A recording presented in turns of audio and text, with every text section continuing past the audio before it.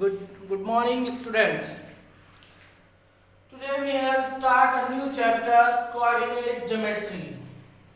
Last class में हम लोगों ने चैप्टर 5 अर्थमेटिक प्रोग्रेशन कंप्लीट किया था। आज से हम लोग नया चैप्टर स्टार्ट करेंगे कोऑर्डिनेट ज्योमेट्री। चैप्टर 7 है आपका ये एनसीईआरटी का। तो इस चैप्टर को स्टार्ट करने से पहले जो है आइए हम लोग कुछ इससे रिलेटेड थिंग्स जो हमने 9th क्लास में पढ़ा है उसके बारे में डिस्कस कर लेते हैं। तो कोऑर्डिनेट ज्योमेट्री को जानने से पहले हम लोग कार्टेशियन प्लेन के बारे में जानते हैं, कार्टेशियन सिस्टम के बारे में जानते हैं जो हमने 9th क्लास में पढ़ रखा है। कार्टेशियन या कोऑर्डिनेट सिस्टम जो होता है, जैसा कि हम जानते हैं कि आपका जो वर्टिकल एक्सिस होता है इसे वाई एक्सिस कहते हैं और हॉरिजॉन्टल एक्सिस जो होता है ये आपका एक्स एक्सिस होता है। जहाँ पे दोनों कट करते हैं या एक दूसरे को इंटरसेक्ट करते हैं उसे ओरिजिन कहा जाता है। और इससे जो आपका पूरा प्लेन होता है, जैसे ये आपका बोर्ड जो है एक टाइप का प्लेन है, तो इस प्लेन को कहा जाता है कोऑर्डिनेट प्लेन।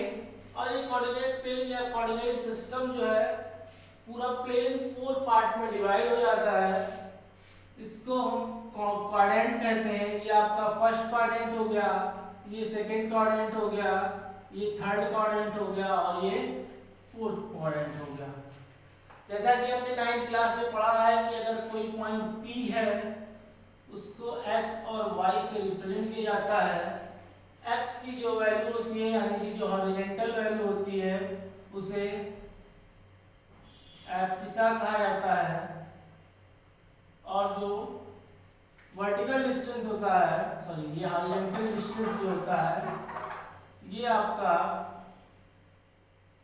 एब्सिसा कहा जाता है और ये आपका ऑर्डिनेट कहा जाता है और इस पॉइंट को कोऑर्डिनेट कहते हैं। हमने सीखा है कि अगर कोई पॉइंट फर्स्ट क्वाड्रेंट में होता है तो उसका कोऑर्डिनेट x और y जो है दोनों प्लस में होता है। अगर पॉइंट आपका सेकंड क्वाड्रेंट में है तो x की वैल्यू नेगेटिव होती है और y की वैल्यू पॉजिटिव होती है। अगर पॉइंट आपका थर्ड क्वाड्रेंट में है तो x और y दोनों की वैल्यू नेगेटिव ली जाती है। और अगर पॉइंट आपका फोर्थ क्वाड्रेंट में है तो x की वैल्यू पॉजिटिव ली जाती है और y की वैल्यू नेगेटिव ली जाती है। इसके अलावा अगर कोई पॉइंट आपका हॉरिजॉन्टल एक्सिस पे, मान लीजिए इस लाइन पे कहीं, तो उसका कोऑर्डिनेट जो होगा वो पॉइंट ऑन हॉरिजॉन्टल एक्सिस पे अगर है कोई पॉइंट तो उसका कोऑर्डिनेट जो होगा वो x, 0 होगा। यानी कि अगर कोई पॉइंट x एक्सिस पे है तो उसकी y की वैल्यू जो होगी वो हमेशा 0 होगी। इसी तरीके से अगर आपका पॉइंट जो है वर्टिकल एक्सिस पे है यानी कि y एक्सिस पे है तो उसका कोऑर्डिनेट जो होगा वो 0, y होगा हमेशा। यहाँ पे प्लस माइनस x होगा और ये प्लस माइनस y होगा। मतलब अगर ओरिजिन के इधर है पॉइंट तो प्लस x, 0, इधर है तो माइनस x, 0। इसी तरीके से वर्टिकल एक्सिस पे अगर point above the x axis है तो 0 प्लस y और बिलो द x एक्सिस है तो 0 माइनस y होगा। तो ये सब चीजें जो है आप पिछले क्लास में पढ़ चुके हैं। अब हमारा जो 10th क्लास का जो पहला टॉपिक है वो है डिस्टेंस फार्मूला। डिस्टेंस फार्मूले का मतलब ये होता है कि इस फार्मूले की हेल्प से हम दो पॉइंट के बीच डिस्टेंस इवैल्यूएट कर सकते हैं। किस तरीके से कर सकते हैं आइए इसे समझते हैं। मान लेते हैं इसी आपके सिस्टम में जो है एक पॉइंट यहाँ पे A है जिसका कोऑर्डिनेट x1, y1 है और दूसरा पॉइंट जो है मान लीजिए यहाँ पे है B, इसका कोऑर्डिनेट x2, y2 है। और हमें A और बी के बीच की डिस्टेंस निकालनी है, यानी कि ए बी लेंथ जो है वो निकालना है। तो अगर हमें दोनों एक्सिस का कोऑर्डिनेट पता है तो with the help of distance formula हम इस ए बी के बीच की लेंथ निकाल सकते हैं। क्या होता है डिस्टेंस फार्मूला? डिस्टेंस फार्मूला जैसे A B is equal to आपका हो जाएगा under root x2 minus x1 का whole square plus y2 minus y1 का होल स्क्वायर। अब यहाँ पे एक चीज समझने वाली बात यह है कि बेटा जैसे आप a और b पॉइंट ले रहे हैं तो कोई मैंडेटरी नहीं है कि a वाले को ही आप x1 और y1 मानेंगे और b वाले को आप x2 y2 मानेंगे। आप किसी को भी x1 y1 मान लीजिए और किसी को भी x2 y2 मान लीजिए। तो क्यों? क्योंकि हम देख रहे हैं कि फार्मूले में हमें स्क्वायर है अंदर, तो चाहे आप पॉजिटिव नंबर का स्क्वायर करोगे तो भी उतना ही आएगा और नेगेटिव नंबर का स्क्वायर करोगे तो भी इतना ही आएगा। तो ये आपका हो गया डिस्टेंस फार्मूला। अब इसकी क्वेश्चन डिस्कस करने से पहले कुछ चीजें हम लोग और सीख लेते हैं कि जैसे कि अगर इसमें इसके ऊपर जो क्वेश्चन बनता है हमारा, वो क्वेश्चन इस तरीके से बनता है कि 3 पॉइंट्स दे दिए गए और कहा जाएगा प्रूव कीजिए कि ये तीनों पॉइंट्स जो है वो कोलिनियर है। या कोई 3 पॉइंट दे दिया गया आपको, कहा गया प्रूव कीजिए वर्टेक्स ऑफ द ट्रायंगल है, या कह दिया गया प्रूव कीजिए vertex of the right angle triangle है, या कह दिया गया प्रूव कीजिए वर्टेक्स ऑफ इक्विलैटरल ट्रायंगल है। इस तरीके से कह सकता है। इसके अलावा जो है 4 पॉइंट दे दिया जाता है और उसमें क्वेश्चन दे दिया जाता है कि प्रूव कीजिए it is the vertex of parallelogram, vertex of square, vertex of rectangle या वर्टिसेस ऑफ ए रोम्बस। तो इन सब चीजों के लिए आपको कुछ कंडीशंस, कुछ प्रॉपर्टीज सबकी हैं वो याद होनी चाहिए, वो पता होनी चाहिए। On the basis of these properties you can easily find out the given vertices या given points are which figure belong।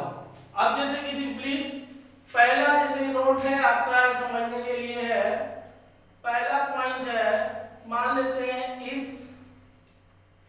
A B C 3 points हैं, ठीक। अगर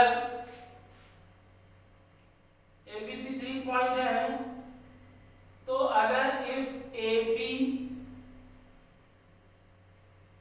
plus BC is equal to AC आ जाए, मतलब AB के बीच distance निकाल लीजिए, BC के बीच डिस्टेंस निकाल लीजिए और AC के बीच डिस्टेंस निकाल लीजिए, या कोई भी दो, जैसे AB BC और AC निकाला आपने, तो किसी भी दो का सम अगर तीसरे के बराबर हो जा रहा है, मतलब any two length, sum of any two length will be equal to third length, then point A, B, C are collinear।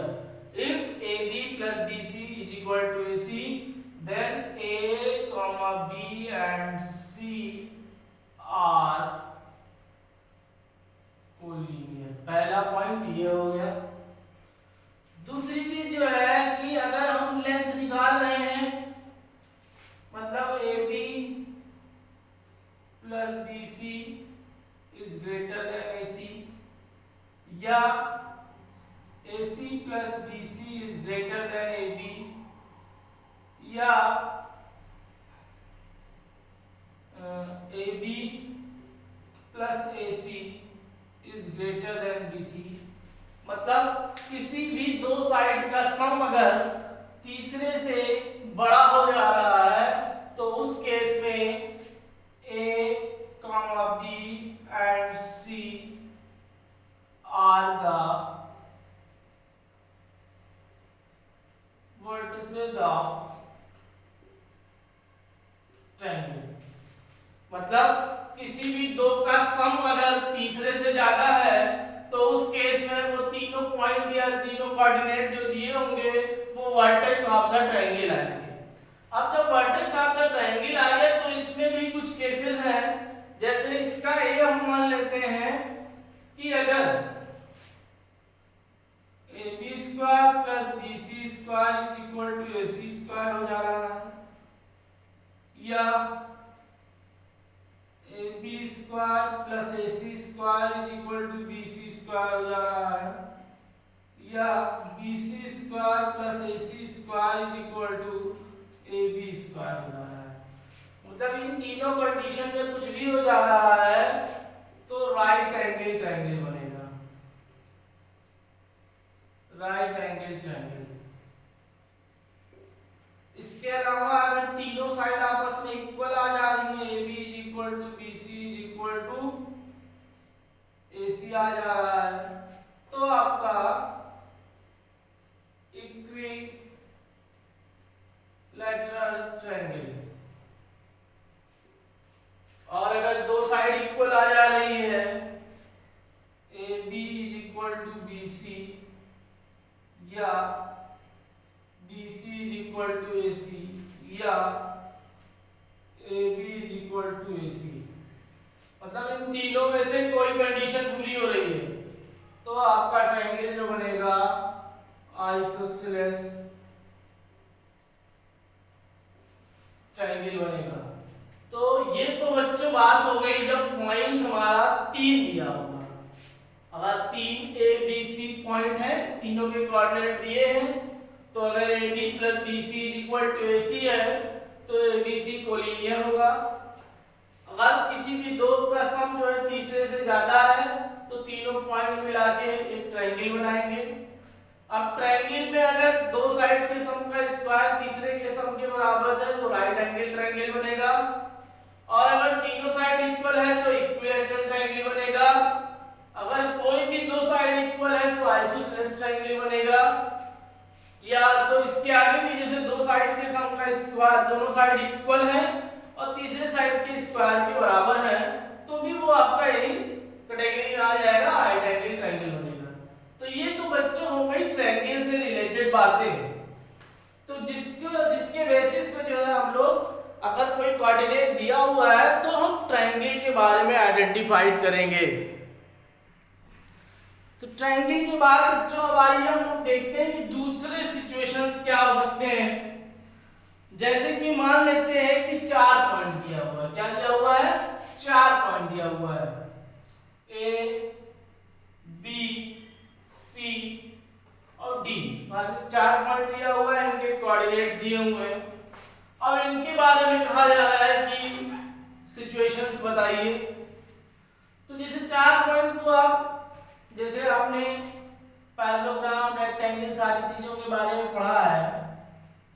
जैसे मान लीजिए कि A, B, C, D ये चारों पॉइंट दिया हुआ है, तो इसमें जो है सिंपली प्रॉपर्टीज जो लगेगी, पहली प्रॉपर्टी ये हो जाएगी कि if AB is equal to CD and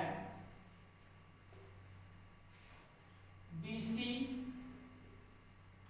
is equal to AD हो जाए, मतलब अपोजिट साइड्स अगर इक्वल हो जा रही हैं, ये इसके बराबर हो जाए, ये इसके बराबर हो जाए, तो ये पैरेललोग्राम की डेफिनेशन होती है कि उसके opposite sides parallel and equal होते हैं। तो उस केस में quadrilateral ABCD is a parallelogram. अब दूसरे पॉइंट पे आते हैं कि अगर if AB is equal to CD is equal to BC is equal to AD, इसके साथ साथ एंड AC और AD भी बराबर हो जाए, यानी कि AC is equal to BD हो जाए, मतलब अपोजिट साइड्स तो इक्वल ही हैं, इसके साथ साथ डायगोनल भी इक्वल हो जा रहे हैं अगर, तो ये प्रॉपर्टी होती है रेक्टेंगल की। तो उस केस में triangle ABCD is a rectangle. इसके अलावा अगली प्रॉपर्टी है स्क्वायर के लिए कि अगर स्क्वायर पहले रोमबस के लिए देखते हैं, if AB equal to B C equal to C D is equal to D A. मतलब अगर चारों साइड आपस में इक्वल आ जा रही हैं तो ये प्रॉपर्टी होती है, चारों साइड अगर आपस में इक्वल हो जा रहा है तो ये प्रॉपर्टी होता है रोम्बस का। तो यानी कि A B C D is a rhombus. उसके बाद अगर if AB is equal to BC is equal to CD is equal to DA के साथ साथ अगर डायगोनल भी इक्वल हो जाए, AC is equal to BD, मतलब कहने का ये है कि चारों साइड आपस में इक्वल है, इसके साथ साथ डायगोनल भी आपस में इक्वल है, तो उस केस में आपका ABCD is a square। मतलब कहने का ये है कि अगर कोई क्वेश्चन आता है इनके ऊपर, अगर सिर्फ कह रहा है कि पैरेललोग्राम प्रूव कीजिए तो आप अपोजिट साइड डिस्टेंस फार्मूले से निकाल के इक्वल दिखा दीजिए तो पैरेललोग्राम प्रूव हो जाएगा। अगर कह रहा है रेक्टेंगल प्रूव कीजिए तो अपोजिट साइड इक्वल दिखाने के साथ साथ आपको डायगोनल भी इक्वल दिखाना पड़ेगा, तब रेक्टेंगल हो जाएगा। अगर कह रहा है कि रोम्बस प्रूव कीजिए तो पहले चारों साइड आपस में इक्वल दिखा दीजिए डिस्टेंस फार्मूले से, अगर चारों साइड इक्वल आ जा रही है तो आपका रोम्बस है। इसके अलावा जो है अगर कह रहा है स्क्वायर प्रूव कीजिए तो चारों साइड इक्वल दिखाने के साथ साथ जो है आपको डायगोनल भी इक्वल दिखाना पड़ेगा, तब आपका जो गिवन जो बीच आपका क्वाड्रिलेटरल होगा वो एक आपका स्क्वायर होगा। अब इसके अलावा कुछ चीजें और आप एक चीज जान लीजिए, चाहे आपका पैरेललोग्राम हो, चाहे आपका रेक्टेंगल हो, चाहे आपका स्क्वायर हो, चाहे आपका रोम्बस हो, इनकी एक खासियत और होती है कि इनके जो डायगोनल होते हैं वो आपस में बाइसेक्ट करते हैं। यानी कि ये बाइसेक्ट करेगा और ये मतलब O पॉइंट पे बाइसेक्ट होगा, यानी कि OA is equal to OC होगा और OB is equal to OD होगा। यानी कि इनके डायगोनल जो होंगे हमेशा बाइसेक्ट करेंगे, चाहे वो आपका पैरेललोग्राम हो, चाहे वो रेक्टेंगल हो, चाहे वो रोम्बस हो, चाहे स्क्वायर हो। यानी कहने का सिंपल सा मतलब ये है, ये O जो है ये AC का भी मिड पॉइंट है और ये BD का भी मिड पॉइंट है। ये चीज हमेशा ध्यान रखिएगा दिमाग में, इसकी जरूरत पड़ेगी हमें कि ये O जो है वो BD का भी मिड पॉइंट है और AC का भी मिड पॉइंट है। तो बच्चों ये कुछ प्रॉपर्टीज हो गई जिनकी जरूरत हमें पड़ेगी इस चैप्टर में, तो इसलिए हमने ये आपको थोड़ा सा ज्योमेट्री का पोर्शन रिवाइज करा दिया। अब हम लोग आगे बढ़ते हैं और एग्जांपल नंबर 1 देखते हैं। एग्जांपल नंबर दिया हुआ है 1, do the point 3, 2, -2, -3, -3 and 2, 3 form a triangle? If so, name the type of triangle. Points क्या क्या दिया हुआ है आपका 3, 2, एग्जांपल 1 है आपका ये 3, 2, -2, -3 और 2, 3। अब क्वेश्चन में कहा जा रहा है कि ये 3 पॉइंट हैं, आपको बताना है कि ये ट्रायंगल बनाएंगे कि नहीं बनाएंगे। अगर ट्रायंगल बनाएंगे तो किस टाइप का ट्रायंगल बनाएंगे, ये क्वेश्चन में पूछा जा रहा है। तो इसके लिए हम क्या मान लें, इसे A मान लें, इसे B मान लें और इसे C मान लें। क्या करें, पहले हम AB निकालते हैं। तो जब हम AB निकालेंगे तो इसे x1 y1, इसे x2 y2, यानी कि 3 माइनस माइनस प्लस 2 का square plus 2 minus minus plus 3 का स्क्वायर, यानी कि AB इज इक्वल टू आपका हो जाएगा 5 का square 25 plus 25, AB is equal to हो गया √50। ये हो गया आपका फर्स्ट। इसको हम 5√2 भी लिख सकते हैं। उसके बाद हम निकालते हैं BC। BC is equal to आपका हो जाएगा -2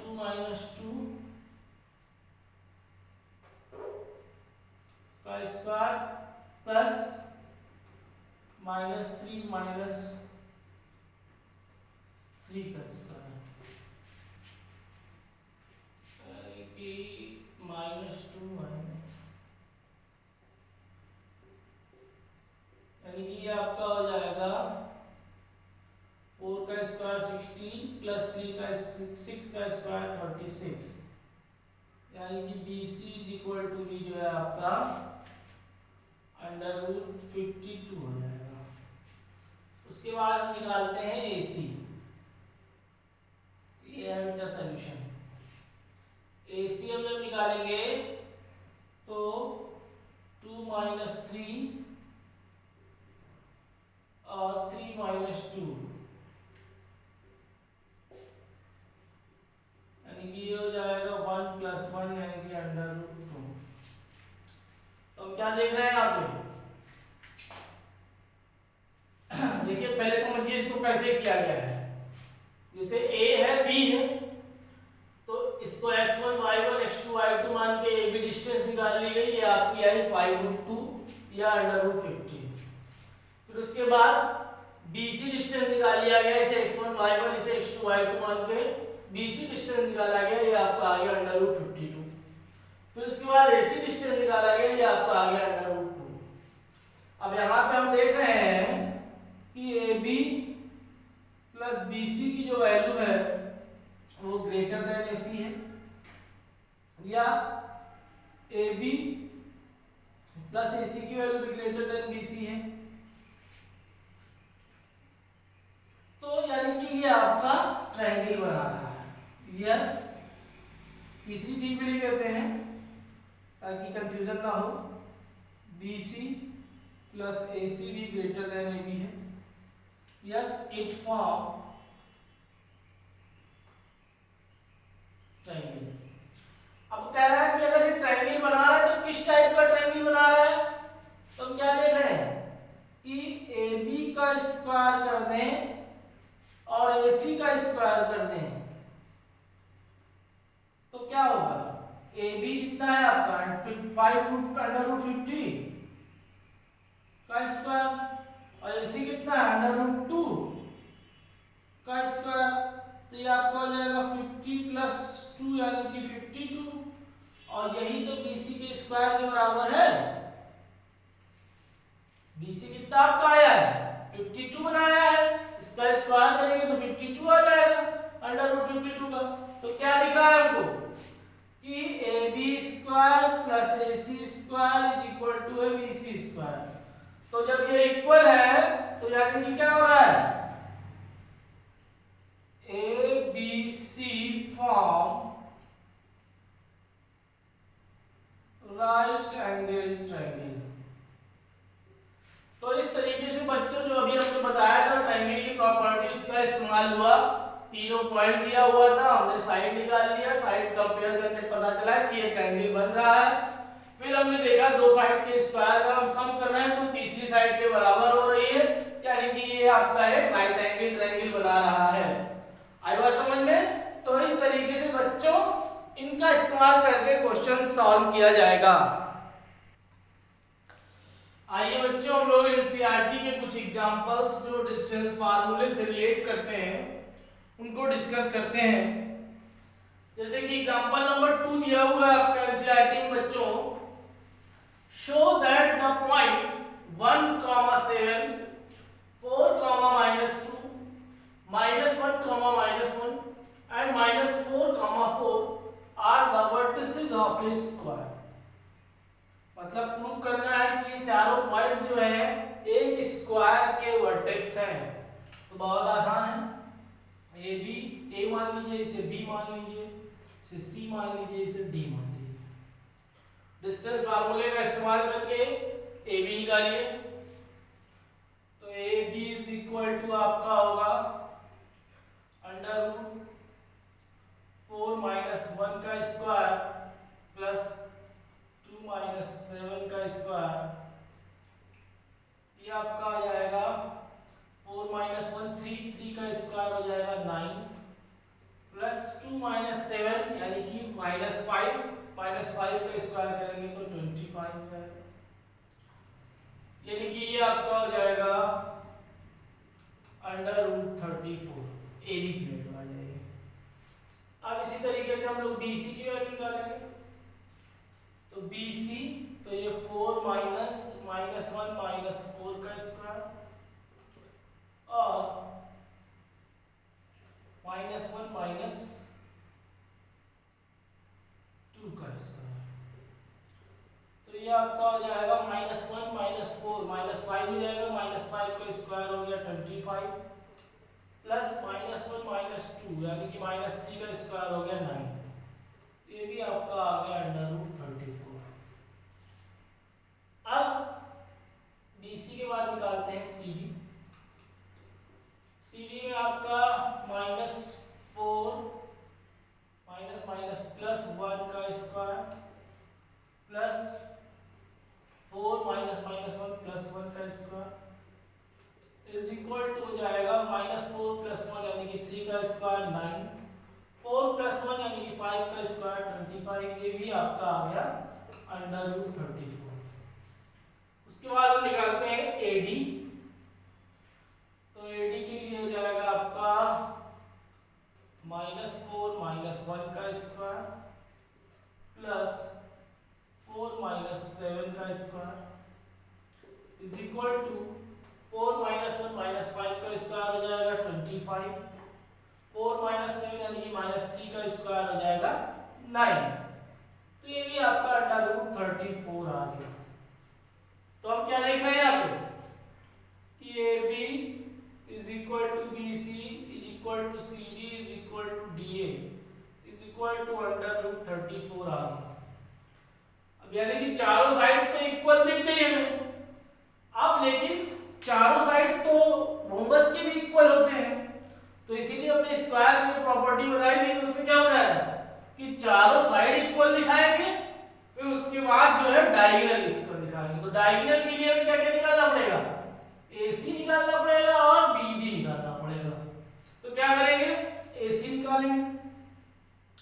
AC इज इक्वल टू आपका हो जाएगा -1 माइनस 1 का स्क्वायर प्लस -1 माइनस 7 का स्क्वायर। तो ये आपका आ जाएगा -1 माइनस 1 यानी कि -2 का स्क्वायर हो जाएगा 4 प्लस -8 का स्क्वायर हो जाएगा 64 यानी कि ये आपका आ जाएगा √68। इसी तरीके से BD निकालेंगे। BD के लिए ये x1 y1 हो गया, ये x2 y2 हो गया।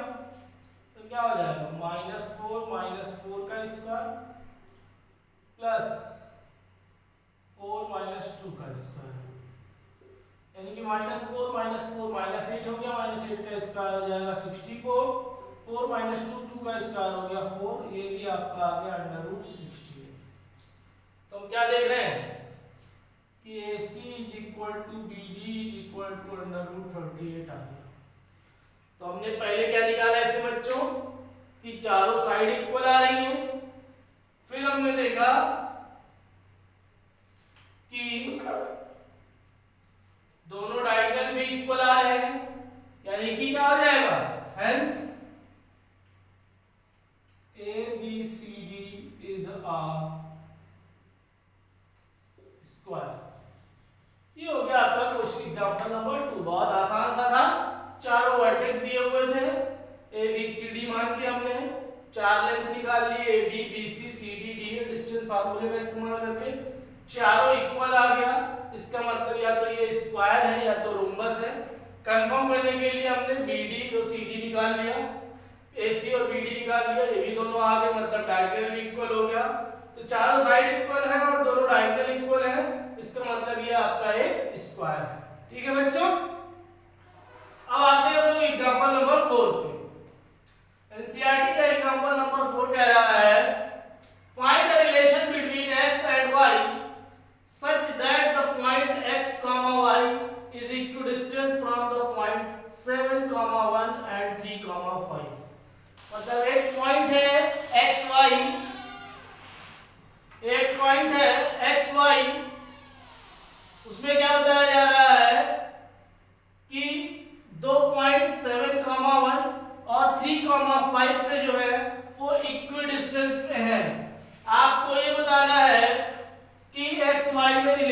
होगा। तो इस क्वेश्चन को समझिए, जैसे मान लीजिए ये है एक पॉइंट आपका ये दिया हुआ है 7,1, एक पॉइंट ये दिया हुआ है 3,5 और ये एक पॉइंट दिया हुआ है P मान लेते हैं x, y।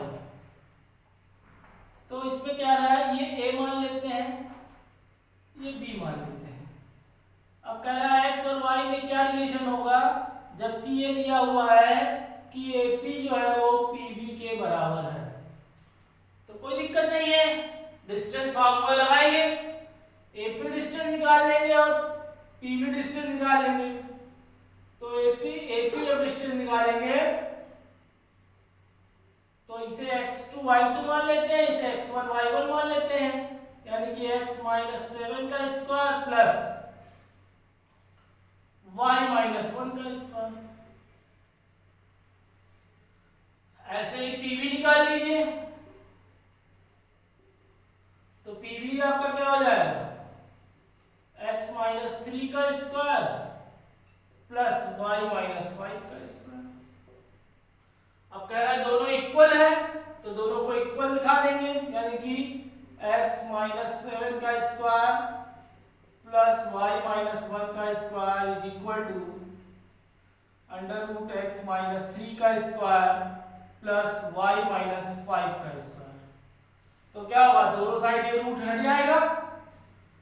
अब इसको ओपन कर दीजिए, तो ये हो जाएगा x² - 14x प्लस 49, इसका हो जाएगा y² - 2y plus 1 is equal to, ये हो जाएगा आपका x² - 6x plus 9 plus y² - 10y plus 25।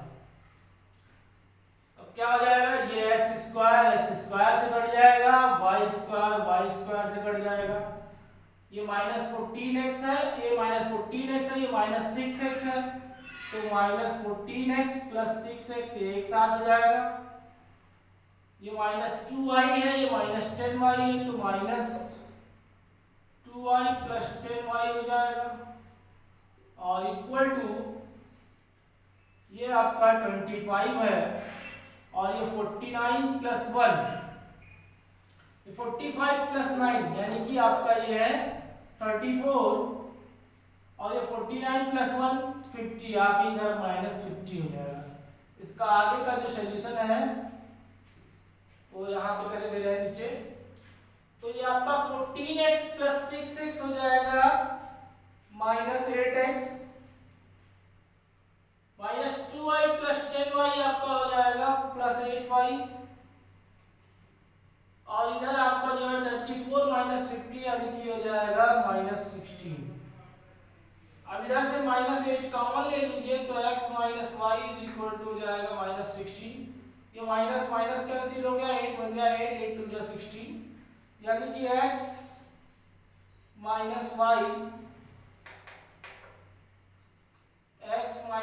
Is equal to आपका 2 आ गया। यही इसका रिक्वायर्ड रिलेशन हो जाएगा। क्या हो जाएगा, रिक्वायर्ड रिलेशन हो जाएगा।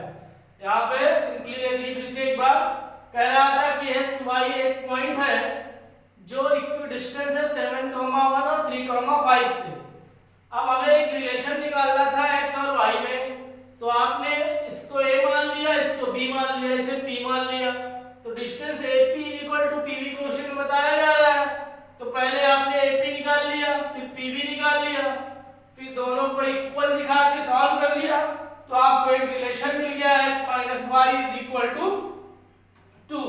इस तरीके से ये क्वेश्चन किया जा सकता है। अब आते हैं हम लोग एग्जांपल नंबर 5 पे। एग्जांपल नंबर 5 में कहा जा रहा है find A point on y axis which is equidistant from the point A 6, 5 and B -4, 3। अब यहाँ भी वैसी ही सिचुएशन है, लेकिन यहाँ जो पॉइंट है वो x y नहीं है, यहाँ पे कहा जा रहा है कि पॉइंट है वो y एक्सिस पे है। तो जैसा कि हम लोग जानते हैं बच्चों, अभी हमने बताया था आपको कॉन्सेप्ट में कि जब कोई पॉइंट y एक्सिस पे होगा तो उसका कोऑर्डिनेट जो होगा वो 0, y होगा। तो मान लेते हैं let p 0, y is distance from A and B. P जो है पॉइंट मान लेते हैं जो इक्वल डिस्टेंस पे है ए एंड बी से, यानी कि P A is equal to होगा आपका पी बी। तो जब P A is equal to P B होगा तो उस केस में जैसे इसमें सॉल्व किया गया है उसी तरीके से इसको भी सॉल्व कर देंगे। आइए देख लेते हैं कैसे सॉल्व किया जाएगा। अब आपका पी ए यहां पे है, P A is equal to P B. P A आपका हो जाएगा अंडर रूट 0 माइनस 6 का स्क्वायर प्लस y माइनस 5 का square is equal to PB. PB आपका क्या हो जाएगा 0 माइनस 4 यानी कि 0 माइनस माइनस प्लस 4 हो जाएगा का स्क्वायर प्लस y माइनस 3 का स्क्वायर। अब क्या करेंगे दोनों तरफ स्क्वायर स्क्वायर काट देंगे तो ये 6 का square 36 plus y square minus 10y plus 25 is equal to 4 का square 16 plus y square minus 6y plus 9। तो ये वाई स्क्वायर कट जाएगा माइनस 10y, ये माइनस 6y इधर आएगा तो प्लस 6y हो जाएगा।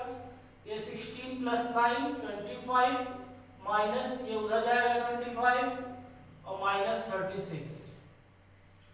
तो क्या हो जाएगा ये 25 में 25 कट जाएगा यानी कि minus 4y is equal to minus 36। Minus minus cancel हो जाएगा y is equal to 36 upon 4 4 9 या 36। पॉइंट हमने क्या माना था p 0 y, y की वैल्यू क्या आई है 9, तो p हो जाएगा 0 9 यानी कि 0,9 एक ऐसा पॉइंट होगा y एक्सिस पे जो पॉइंट A 6,5 और पॉइंट B -4,3 से इक्वल डिस्टेंस पे होगा। एक बार फिर से समझ लीजिए क्वेश्चन को।